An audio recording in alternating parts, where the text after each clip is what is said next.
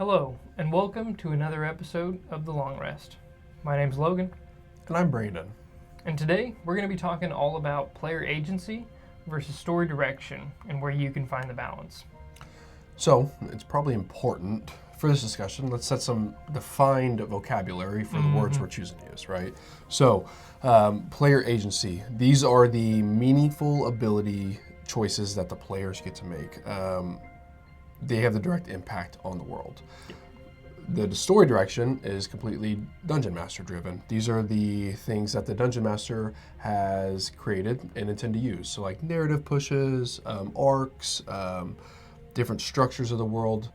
Those are the story directions. And we should say, this is the main concept of this video is for it not to be Dungeon Master versus player. This is Dungeon Master and player working as a one, unity. To tell a collaborative story, Yes. I think is the biggest thing. And how you can use player agency and story direction to your advantage to actually tell that collaborative story. Yeah. Not just a single-sided DM does all the work while the players sit back and goof around. True. Or the other way around, if that's the case. Yeah. Maybe. So one of the first things is, and I think the term is used all the time, is railroad choices. And on the flip side, you have a completely open sandbox. Yeah. Those are like the two, as we talked about it, are two far into the spectrums. Obviously, when you're railroaded, you are completely driven. The DM is just pushing you from one objective to the next, to the next, to the next, with little to zero character choices. Yeah, absolutely.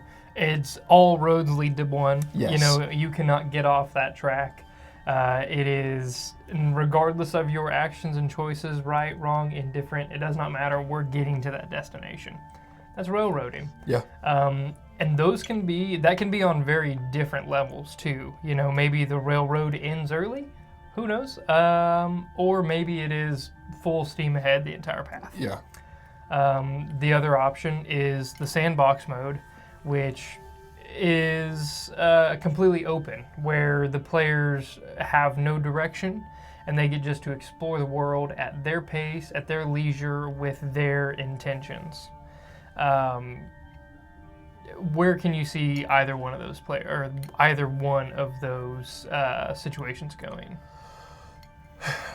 You know, as I say here, and I do think about it, I think in their own right, if a table likes that idea, I think they're both fine. You know, like if you were going to sit down and play one of those, you see those articles written about games that have been playing for 30 years. If you're like, hey guys, let's create a game we're going to play until we're 60, I could see a sandbox game being that. You know, it's very lax. The Dungeon Master has a little bit more opportunity just to really just allow you to do your thing. Yeah. And the players don't have immediate objective choices that dictate the change in the game. They're allowed to really just kind of just do their thing, push the story whichever way they go. If they push an arc, you know, or not, it really flows. And then on Railroad, you know, not that I think maybe as veteran players like it as much, but if you're a new table and you kind of just really trying to learn, well, there might be a little bit of a necessity for a railroad structured one, a little 10, 15 session campaign where you're like, okay, we're going to get here. Yeah. We're going to learn in this process. And we're just going to try to get here to finish. Yeah. And let's learn, you know? I think the perfect example of this is the modules themselves. Yeah, very true. Most of the modules have a defined beginning and a defined end. And even if your characters do this, this happens. Or if they complete this, they level up. To the point where it can feel very railroady. I just got done with one module playing through, and it felt like in the end, the player agency that I actually had, the choices I made, didn't matter that much in the grand scheme of things. Yes. And so in my opinion, that campaign wasn't as rewarding as something to where I would have that player input. On the flip side though, a true sandbox mode where the players can just go in any direction can leave a campaign feeling aimless. But at the same time, maybe that's just aimless for the DM because they don't have a direct path to put them on. But at the same time, the players are driving that story. So you got 6 collaborative minds. I guess 6 is just an arbitrary number. However many minds, from 1 to 13, I guess. Yeah. No, fair. Pushing that story in any one which way. And since they have the ultimate say in that case, who knows where it'll go? True. Who knows if it'll ever pick up a direction?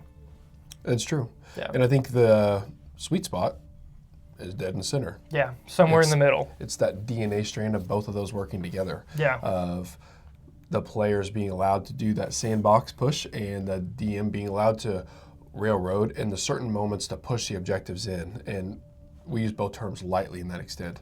It's a very watered down element, but when those are needed, they're able to push the story, but then the players have their moments. The DM is able to push the objective and push you into those realms, and it allows that story to progress and play the game. And from my standpoint, the easiest way to find that balance is set it early in session 0. If you set the expectations for what this campaign is going to be, it's not like your players are going to be, you don't start off in, say, a fictional world where you are an isolated continent. You don't have a lot of outside travel. There are specific barriers to make travel outside difficult and maybe only capable for higher levels. And then one player says, you know what, let's get a ship. Let's get out of here. Do you think the DM planned for that? No. Yeah. Do you think in any sort this soon-to-be nautical campaign is going to be great whenever the DM was planning for this terrestrial, locale-based campaign? He's going to be on his heels, that's for sure, Yeah. Could they let it happen? Sure. But there's also reasonable expectations for the DM to go, hey, let's take a pause. This is not the direction this campaign was going. I laid this out during session 0. If that's the campaign we want to play, let's regroup. Let's figure out how we can make that campaign. But setting that expectation early on of knowing, like, hey, this is the parameters you're playing within. Do you guys like that? Do you not like that? True. Yeah, I mean, and in the grand scheme of things, every dungeon master sits on a table, like, they'll always have the opportunity to set the standard for what the game they want to play, or facilitate, maybe is a better word.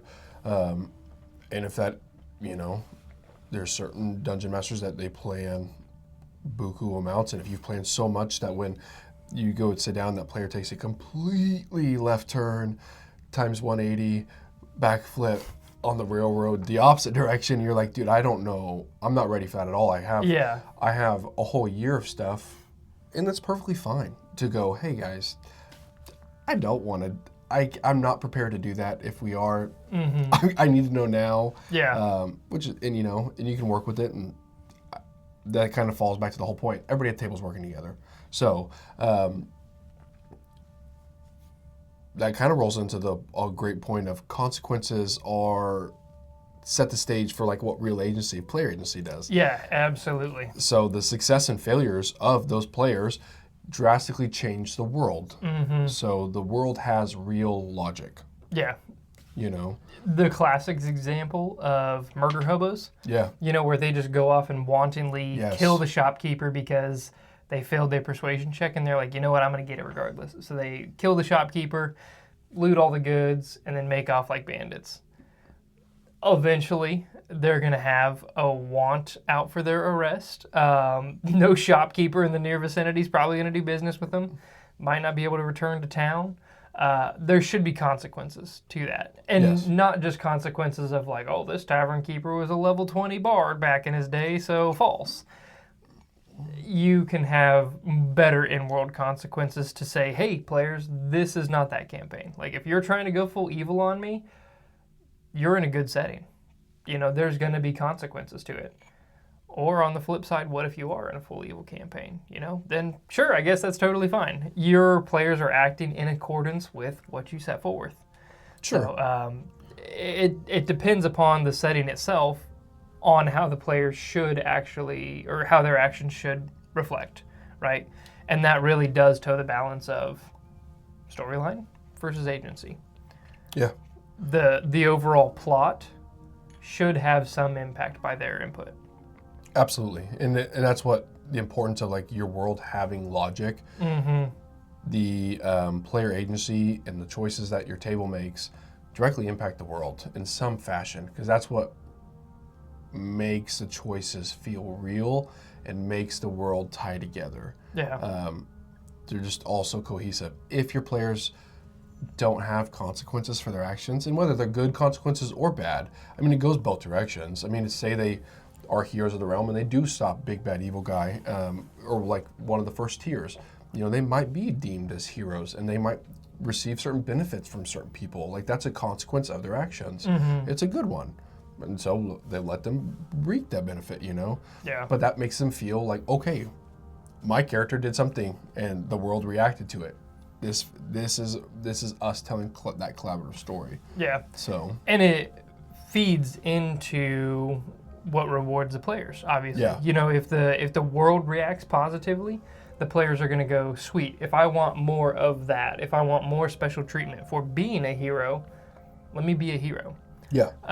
I've played characters in the past that on day one, session one, do not have any alignment. Not as like a neutral, lawful, good kind of alignment, anything like that. I mean, they don't have ties into that particular world. So, like that setting where if they arrive to a new city or whatever. So to them, the guards are nothing but obstacles. The factions don't have any sway over them. But then they gain favor, and then all of a sudden it's a choice of, okay, do I lean into this favor and do I become somebody of this city, or do I leave it alone entirely? Interesting. So it allows for your character to grow just because you see the actions and you can allow your character to change to fulfill those actions. Right. Same with even party interaction with itself. If your player characters reward each other for things that they do, or the way they interact with each other. If they get mad at each other, might change their emotions or their reactions to each other further on in the campaign. Sure. If one reaction sets off somebody to the point where they don't talk to the other person, or like come combat, they don't help them out, or they don't heal them or whatever, maybe that comes a point of contention. A place for party growth, personal growth, whichever. Yeah. And this could, also tie to, on the Dungeon Master side, I guess we should make the first asterisk here. When you create your players or your characters. When you make your players. Yeah. At least, this is the importance of making even a minimalist backstory, something that the Dungeon Master has a little bit of grab on. Because as a Dungeon Master, they're able to pull your backstory into the plot hooks and have a direct tie to those same player agency choices. Your backstory can directly affect the world and the plot hooks and the objectives that are being placed in front of the narrative. Your DM is allowed to, bring that cohesiveness together, and that above all helps bring that character into real life and the world live and breathe. So as those decisions you make could affect, what you've written in the past, and that's kind of the good thing about at least giving your Dungeon Master something. Yeah. It doesn't have to be crazy. It doesn't have to be a book, but a paragraph or something. Yeah. It ties you into the world that you're playing in, be that on a scale of just one other NPC that you know. Maybe it's a whole town, a whole continent that you have some kind of alignment forward. But it adds to the richness of that story that you guys get to tell together. Yes, absolutely. I think the big thing that we can say when it comes to player agency versus story direction is, personally, I always feel like Dungeon Masters have a unnecessary heavy plate. A lot of people feel like Dungeon Masters, when they're sitting at the head of the table, they're the ones that are running the game, telling the story, and as a player, you are just there to partake in it. I disagree completely. I think that the player is the one that is at the table to run the story and run the game, and the Dungeon Master facilitates that story set around it. If the player doesn't buy in, you have no game. If the player doesn't choose to be in the story, make choices, play the game, you're not playing anything, but you're just looking at each other across the table. Yeah, no kidding. It truly makes the game fun. Yeah. Whenever you're all bought in, exactly as you said. And I think you can feel the difference. Yeah, you can. know? And it could be session to session. There's times, where that happens. But even like campaign to campaign, you can feel the difference when the players are the ones driving the story, and I should say, driving the story in the way that the Dungeon Master has prepared the story to go. At the end of the day, we're playing a game together. You have to give and take on both sides. Yeah. Sure, you can go hop on the boat when you're not expecting, but why not facilitate the story the DM wants to tell and give you a great time at the table? That's what's going to set that world and that cohesiveness together between the two. The biggest thing, truthfully, is knowing to be invested in that story, but also that you're an active participant. You're not just Absolutely. a bystander. Yeah. You are helping shape that story to what it should be. Because otherwise, I don't know, you're just sitting around a table eventually rolling dice once in a blue moon. Yeah. There's a bridge between the Dungeon Master and the players in that regard, between the agency and the direction of the story. There's a bridge that has to be built from both sides. So both have to buy in. Yeah. A DM can't just be like, no, you're not doing that because that's not what I prepared completely for. Like, they have to have give and take just as much as players do. Yeah. So that's true. Both have to be able to improv things in. And Yeah. the grand scheme of things, that's what we're playing is a game of improv. So the Dungeon Master's got to be able to improv on the fly. Obviously, most of you already, everybody knows that. But players do too, and so it's that gap between the two. Yeah, knowing when to improv and knowing when to draw the line. Yeah, true. So at the end of the day, it's a shared story. It is. Everybody buys in, everybody leaves with a big smile on their face, and everybody goes home and has, man, that was a great time. Yeah. You It's no longer an obligation to show up. Yeah. It is something you enjoy to do. And Absolutely. hopefully that's the case, because we're all here to just have fun. Yeah. Well, that's our thoughts on player agency or story direction. If you've got anything, hop in the comments and let us know. Yeah, We'd be interested to know. Yeah. What are your thoughts? Thoughts and tips, always welcome. Yeah. Guys, thanks for tuning in to today's episode of The Long Rest. And don't forget to check us out on Wednesday if you're looking for a podcast, or next Saturday for another one. Yeah, absolutely. We'll be here. See you later. See you then.